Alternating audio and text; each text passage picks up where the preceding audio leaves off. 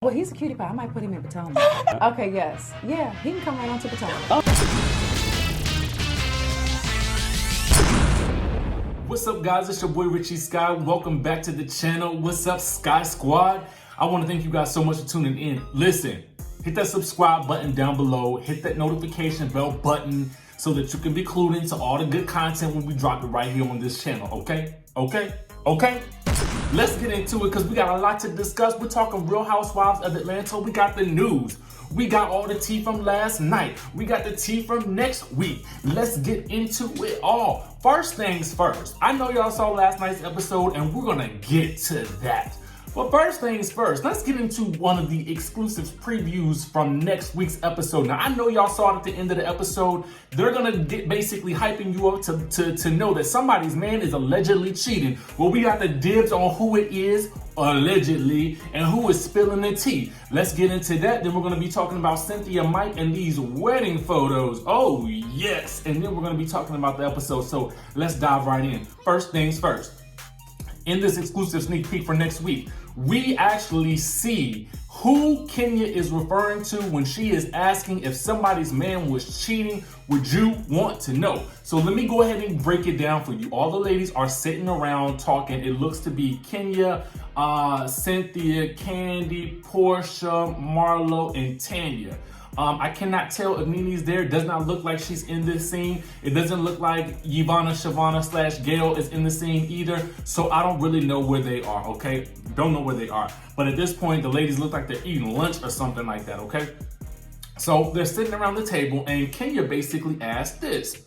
If you suspect or have heard that someone's man in the group is cheating, would you want to know? So Cynthia, Marlo, Kandi, and oh yeah, they're the ones who say they want to know. So then Kenya turns to Porsha, and Portia's looking like, because, I mean, lo and behold, we know Portia's man, they got caught cheating, so this is probably a sore spot for her, rightfully so, okay? But I feel like she said she would want to know. Anyway, so Tanya's like, like putting his penis in someone else. I would need evidence, okay? So they're all kind of talking, but you can clearly make out that she's saying that. So then Kenya's like, well, what if a woman came up to you and said all this stuff? Tanya says, yes, I would want to know if people were going around and saying that. Kenya says, well, what if they didn't hook up with them? What if the person said they just hit on them and they exchanged numbers? And Tanya is at that point in time heard saying, well, that's not cheating. First question for you guys. Is this cheating or nah? Okay, let me know down in the comment section below. Go ahead and type it on up in the commentarization section right now. I want to know what you guys think, okay? Because I'm going to get back to it in just a second because I got to tell you what happened, okay? Got to break it all down. And I'm wearing this coat because it's cold up in the good Miami right now. But anyway, let's get back down to it. So then Cynthia says, ooh, this just puts me in a really uncomfortable spot because I'm actually privy to this information. Oh, you don't say. Okay, so then we get a flashback to Cynthia and Kenya. Y'all remember back, it was probably like episode 2 or 3 where they visited Holt Cookies, okay? That's Hute Cookies. And they're talking with the cookie lady who had basically, Kenya was like complimenting on the cookies or whatever, okay? So then she is over, like the camera pans to her talking, okay? We didn't see this then, but we see it now. Because I'm guessing that the producer said, y'all remember this little tidbit? Y'all better bring it on up now. Bring it on up, bring it on up, bring it on up. So then, at that point in time, we hear the cookie lady telling them, look, so you know your boy Paul? Kenya's like, Tanya's husband? Correction, that's Tanya's man. That's not her husband. That's her man. They're not together. I think they engaged, but they're not married yet. Anyway. Cookie lady is like, yeah, well, he was just kind of like all over me, buying me drinks, telling me not to leave somewhere. And Cynthia's like, this never had to go nowhere. Like, I know Kenya is shady, but even for this, it's like, girl. So I have questions, okay? I have lots of questions and I need them all answered and I need them answered next week, okay? Because first thing is first, we saw this in episode like 2, 3, 4. Why are we just hearing about this again for the first time in episode 9, 10, 11? I don't understand that. I feel like they have been waiting to save this moment for a group outing or when Tanya was fully integrated back into the group for the season. And it's kind of like, for me, it's like this is, now see, Tanya done got caught up in the thing. Okay, let me tell y'all what the thing is. The thing is that thing that the reality TV show, they will get you caught up in the thing every time. So let's give you an example. Eva first came out on the scene and she came back spilling the tea about Cynthia's dude that she was dating. I think his name was Will at the time. And you know, she was making a splash her first season. Then when she finally got on the show, the next season, they got her in the thing. They got the lady talking, the bridemaid talking about her from and where she live at and all this stuff, spilling all the tea to Marlo and all this other good stuff. She got caught up in a lot of thing that season, okay? This is Tanya's thing. Last season, everybody loved her to death. We just loved her. She, you know, she had a little incident with Nene, but you know, it wasn't too crazy, but it did give her a moment, but she handled it very well. So now they're about to get her caught up in the thing, which is that thing that you get caught up in, that somebody bring out either from your past, where somebody come out talking about you and saying some stuff and attacking something that's really big for you. You know what I'm saying? Because they want to see how you gonna react. They're gonna see what you give us for, you know, in terms of drama. And now Tanya is caught up in the thing. And I feel right bad for Tanya in this situation because I just feel like that's a good woman. That's a good woman. She ain't nothing but energy, love, and light, but she done got caught up in the thing. So anyway, I have some questions for Cynthia now. Okay, so Cynthia, now I know you and Tanya may not be the bestest of friends, but if you're saying to us in this situation, because I'm not gonna put it all on Kenya. I got some thoughts about Kenya as well, and I will spill it in just a second. But I got some thoughts about Cynthia. Cynthia, girl, listen. The proper protocol for you at that point in time would have been, if it happened on the show and if they filmed it, then you should have called Tanya and had a one-on-one with Tanya, or you and Kenya had a sit-down conversation with Tanya. Then at least the producers would have gotten what they wanted, and they could have gotten a moment that this situation was addressed because it happened on camera, and that would have probably been a lot better than what's happening to Tanya right now, okay? Y'all, tell me if you feel me what I'm saying. Tell me if you feel me what I'm saying. But what happened is you saying that you've been put into a difficult situation because you was privy to this information all this time. Yeah, you are in a difficult situation now because we all know that you knew about it and you never said anything about it. To me, that's just, I don't like it. I get that you got your own drama and you probably just don't want to feed into it or whatever, but if you know that the camera was rolling, you have been on this show long enough to know that eventually, because that moment was recorded, it was going to be brought up, okay? You should have known better, and that's what I'm saying. Now, with regards, but let me comment down below if y'all feel me or not. If you tell me if you think I'm wrong, because I know y'all will. Anyway, with regards to Kenya, making this a big moment at the table full of women, it's not surprising to me because this is reality TV and this is what they like to do. And Kenya, obviously, I'm just gonna go ahead and tell y'all, she will make a moment she will make a moment, okay? And right now, I feel like she is creating a moment. We obviously don't get to see what actually happens after that, but I just felt some type of way. But let me know what y'all think about this situation down in the comment section. Would you want to know, is this technically cheating? And what do you think about the whole situation in general? Do you think that he is? Would you consider this cheating or not? Or do you think that this is a gateway to cheat? You know what I'm saying? That little like a little gateway drug. You know what I'm saying? It just opens up the door to some cheaterization. Let me know down in the comment section below, okay? Moving right along, we got Cynthia posing, doing some wedding type photos for a magazine. The people had thought that she was getting married. Apparently this is just for a magazine shoot. I tell you the truth, I can't wait till they get married because I'm tired of seeing them talk about it, okay? I really am. I mean, let's just go ahead and do it. Just go ahead and do it. Like, we don't even need to see it on camera. Just go ahead and elope. Girl, go ahead and elope. Just do it. Anyway, let's get on into the episode, okay? Because I know that's what a lot of y'all might be waiting for, okay? So we're gonna talk about it. Nene arrives on the scene from last week's episode when Cynthia is confronting Kenya over whether or not she ruined her engagement moment or not. Nene arrives and it's crickets pretty much because they get right back to the conversation. So they left us on this cliffhanger. First of all, I got some problems with Bravo, okay? Right at this moment with this episode. Y'all know better. Y'all done another bait and switch with us because I was just about sure that we were about to get the beginning of this fight situation with Nene and Kenya. And yet again, we are forced to watch an entire episode of just about nothing. Okay, just about nothing. Okay, so let me just state that first. I'm real mad. Okay, but let's talk about the things that did happen. Okay, we could talk about that. So Nene arrives and it's crickets on the scene.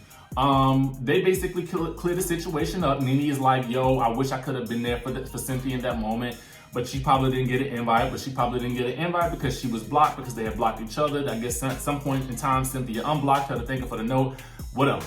Okay. So then they go into Nene's room for a little kiki. So it's Kandi, Marlo, Kandi, Marlo, Nene, Siobhan. Yeah, that's it, right? It was for them, right? Yeah, it was for them at first. So they talking or whatever. Marlo calls out Kandi. Well, actually, Nene calls out Kandi for not calling out Kenya for ruining not only Cynthia's engagement, but also Marlo's event, which was actually a pretty good point. She did kind of ruin that event, and nobody called her out for that.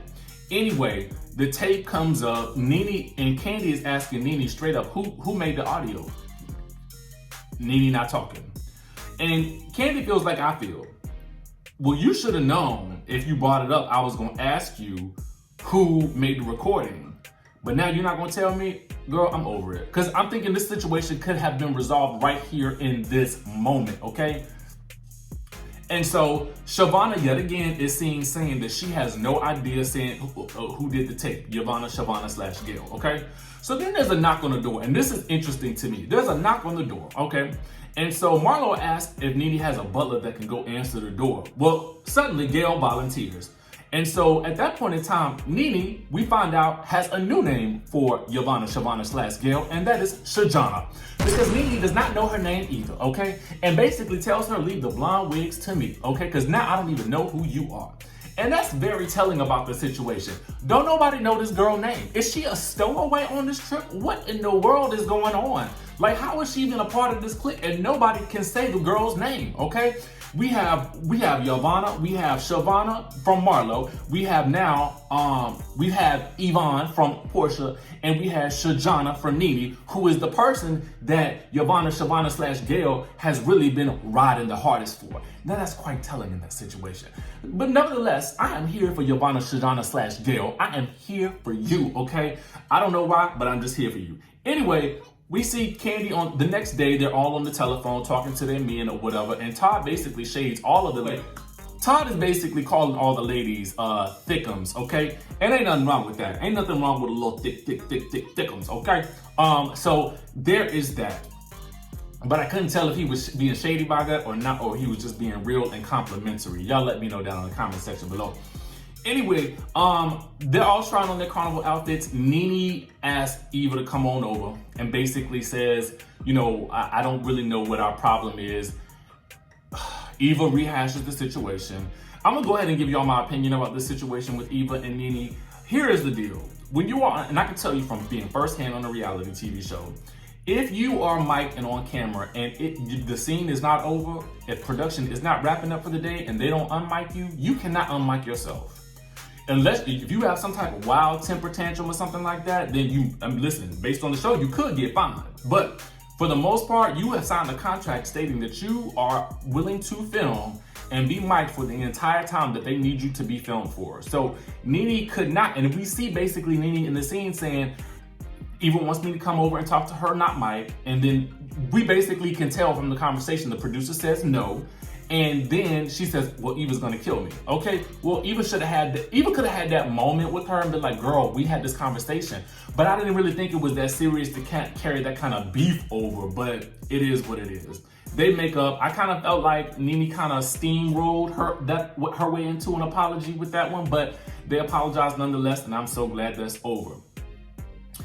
Anyway, the CN Tower, I would not have gotten up on the top of that building. I'm afraid of heights, so I would have been up in the room eating with Nene and Eva on the seafood tower. Anyway, Eva, okay, so here's a couple of things. Eva asked Nene about talking to Porsha, okay, and clearing that situation up. So Nene goes in about Porsha releasing the text messages, which is really how I got this channel started, okay? And then her fat shaming her while she was pregnant. And Nene then says, no, you were fat before you got pregnant. I was like, that's a little insensitive. I'm really not here for curvaceous women calling another curvaceous woman fat. I'm just not here for it. I'm not here for that at all. So I didn't like that. That really just burned me up a bit. And Eva even called it up. And I had mad respect for Eva this episode, even though I just feel like, I don't know what Eva's doing on the show, honestly. I don't know. Anyway, but I had mad respect for her for actually sticking to her guns, calling her out. And then Eva asked about Nene and Kenya, and she says that they were not friends, which is odd to me because I felt like they were friendly.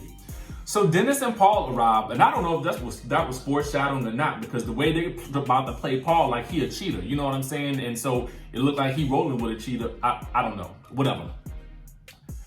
I like Tanya and Paul together, so y'all clear this up. I mean, clearly this ain't affected their relationship because they still going strong on social media. So I'm here for them, but again, y'all let me know what y'all think down in the comment section below, okay? So Kenya, Kandi, and Porsha of the Ladies Detective Agency are trying to get Giovanna to tell them the truth, okay? Did she make the recording or does she know who did it? She feels like she's being attacked and she's about to be roofied and they're gonna get the panties.